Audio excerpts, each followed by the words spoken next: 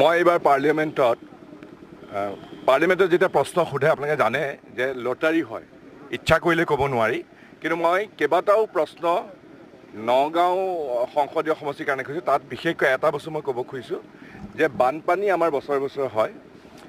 Central গভৰ্ণমেণ্টৰ যিটো national কেলামিটিৰ যিটো সংজ্ঞা, তাত অকল বানপানী দিছে, কিন্তু আমাৰ গৰাখহনীয়াটো দিয়া নাই।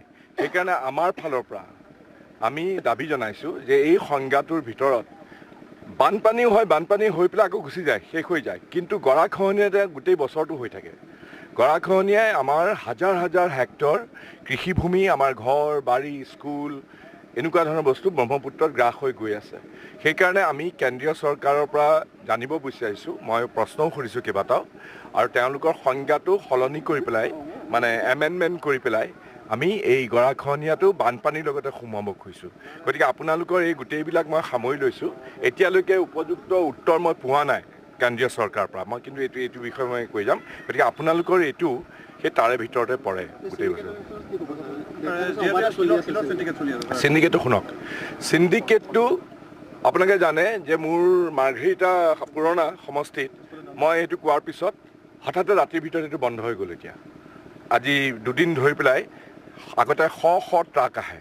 মই যেতিয়া মুখ্যমন্ত্ৰী দায়ী, মুখ্যমন্ত্ৰীৰ পৃষ্ঠপোষকত হয় এইকাৰণে যে মুখ্যমন্ত্ৰীয়ে প্ৰতি 15 দিনৰ মূৰে মূৰে তিনিচুকীয়ালৈ যায়, তেওঁ তাত বাহৰ পাতেগৈ প্ৰতি 15 দিনৰ, আৰু চাৰ্টাৰ প্লেনত যায়। এই আমাৰ এনেকৈ আমাৰ নিচিনা এনেকুৱা সমবায় ভিত্তিত যিটো হেৰিত নাযায়, তেওঁ আজিকালি তিনিচুকীয়ালৈ যায় চাৰ্টাৰ প্লেনত, ভাড়া কৰা প্লেনত নিজাববীয়াকৈ লৈ যায়, আৰু তাত গৈ পেলাই তেওঁ প্ৰতি 15 দিনৰ মূৰে মূৰে যায়, নিজে গৈ তদাৰক কৰে। তাৰ গতিকে মুখ্যমন্ত্ৰী যেতিয়া তদাৰক কৰে, DC, SP বা DFO এইবিলাকে আৰু কোন কোটা, তেওঁলোকেতো নাচায়। গোটেই তাত বৰ্ষাৰণ্যবিলাক আছে, বৰ্ষাৰণ্য ধ্বংস হৈছে। তাত ৰিজাৰ্ভ ফৰেষ্টৰ ভিতৰত শিল আৰু কয়লা আৰু বালি তেওঁলোকে অবাধ হৈ গৈছে। দিনেও 600কে গাড়ী চলে। কিন্তু আচৰিত কথা, যেতিয়াই মই মুখ্যমন্ত্ৰীক মই প্ৰত্যাহ্বান জনালোঁ, 3 দিনৰ পৰা তাত স্তব্ধ হৈ গ'ল। তাৰমানে এইটো আচলতে এইটো তেওঁলোকে স্তব্ধ কৰিব কেতিয়াবাই কৰিব পাৰিলেহেঁতেন। আজি গোটেই বৰ্ষাৰণ্য ধ্বংস হৈ গ'ল। এতিয়া কথাটো হ'ল, মাৰ্ঘেৰিটা বা তিনিচুকীয়াটো এটা চিণ্ডিকেটৰ এটা জ্বলন্ত উদাহৰণ। এই চিণ্ডিকেট ধুবুৰীৰ পৰা শদিয়ালৈ প্ৰত্যেক জেগাতে বেলেগ বেলেগ আছে। নগাঁও মোৰ সংসদীয় সমষ্টিত বকলিয়াৰ পৰা কাৰ্বি আংলঙৰ পৰা কয়লাৰ বেপাৰ চলিছে, চিণ্ডিকেট চলিছে। চালানবিলাক তেওঁলোকে এখন চালান তেওঁলোকে 2000 টকাত বিক্ৰী কৰে, এখন চালান কিনিবৰ কাৰণে 2000 টকাত, আৰু আকৌ পুলিচক দিব লাগেই, পুলিচৰ গেটত দিব লাগে। পুলিচৰ গেটত 15,000 পৰা 25,000 টকা দিব লাগে প্ৰতিখন গাড়ীতে।